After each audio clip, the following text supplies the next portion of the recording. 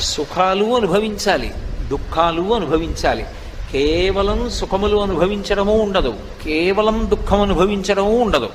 ఏదో ఒక సుఖం ఉంటుంది, ఒక దుఃఖం ఉంటుంది, రెండిటినీ కలిపి అనుభవిస్తూ ఉంటాడు. ఇందులో వచ్చేటటువంటి సమస్య ఏమిటంటే ఎవరూ కూడా దుఃఖం ఉండాలని కోరుకోరు. నేను దుఃఖంగా ఉందాం అని ఎవరైనా అడుగుతారా? ఎవరు అడగరు. కానీ దుఃఖం లేకుండా ఉండగలడా? ఉండలేడు. మరి ఆ దుఃఖాన్ని పోగొట్టుకోవడానికి మార్గం ఏమైనా ఉంటుందా? ఒకటే ఒకటి ఉంటుంది. ఏమిటది అంటే, ఎవడు జ్ఞాపకం పెట్టుకుని దీనికి ఫలితాన్ని ఇస్తున్నాడో వాడే చేసిన తప్పుని కూడా క్షమించాలి.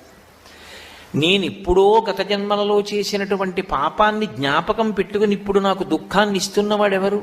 పరమేశ్వరుడు.